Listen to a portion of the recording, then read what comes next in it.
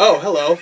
I was just preparing to regale you all with a rendition of I'm Feeling This by Blink-182, and I was going to leave out the titular line as a little bit of a humorous misdirection, but I'm not going to do that for a couple of reasons. Number one, I could never play anything convincingly on this, and number two, I've instead come to deliver a warning that you should instead get your torch and pitchforks ready. Prepare to be a mob, because I did not like this game.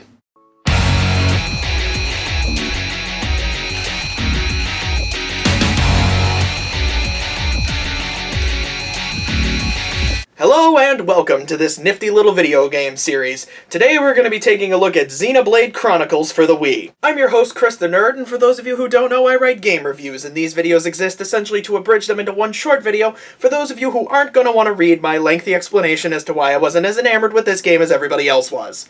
With that said, let us begin.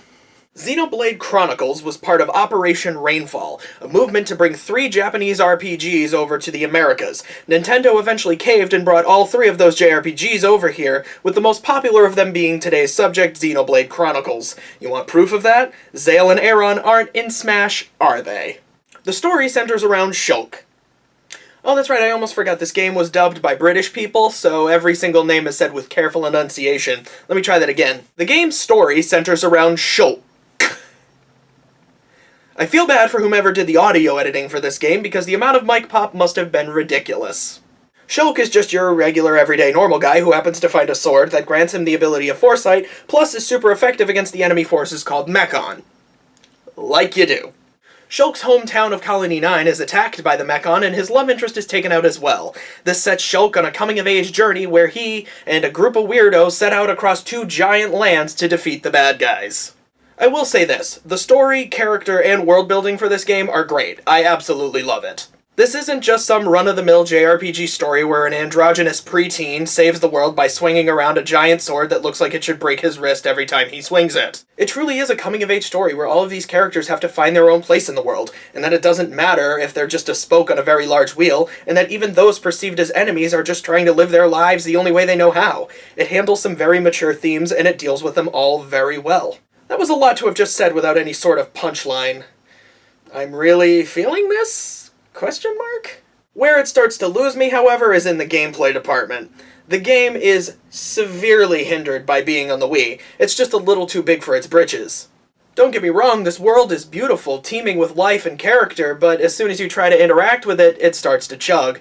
Pacing is this game's major flaw. The controls are ridiculously loose, and while in intense battles it's very easy to just skip over the move that you wanted to select because the controls are just not in your favor. This alone is frustrating, but it would get even worse when Shulk would interrupt with an unskippable scene telling me what the next move an enemy was going to use is going to be. Now don't misunderstand me, I know that this is useful and I do like it when story and gameplay coincide, but there are way less intrusive ways to accomplish this. I never felt that level mattered in this game. I was usually at or slightly above whatever the average level of an enemy was in any given area, but I would still lose fights frequently because there would be a ton of enemies just off-screen that would come in and ambush when I was already fighting some group of monsters. There were also numerous times where I would be fighting one monster and one of the level 96 don't touch me till post-game monsters would appear and just barge into my life.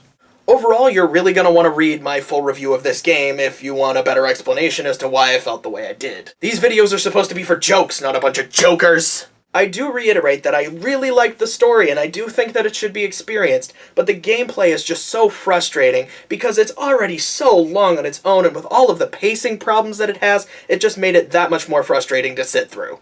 Sure, I could be blamed for not side-questing enough to make sure I was at a more adequate level to deal with some of the game's harder enemies, but I don't like taking responsibility for things, so yeah. I give this game the Chris the Nerd seal of approval, if only because I really like the story. And the funny thing about all this is I'm still excited for Xenoblade X. It looks like a much better game that I think, being on a more powerful, much better controlling system, is really going to give it the push in the right direction that I really want it to have. So thank you for watching. If you'd like to read the full review that I mentioned earlier, you can do so at geekvision.tv or at my website, christhenerd92.com. You can also follow me on Twitter at christhenerd92 for more updates on videos like this and other hilarious witticisms from yours truly. Also, I've got a superhero webcomic that you should totally read, and the link for it will be in the description. So until next time, happy travels, and remember, \. So Shulk is just your regular everyday normal guy.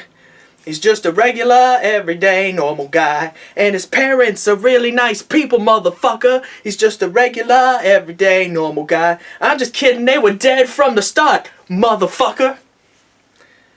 I'm so stupid sometimes, I swear to Christ.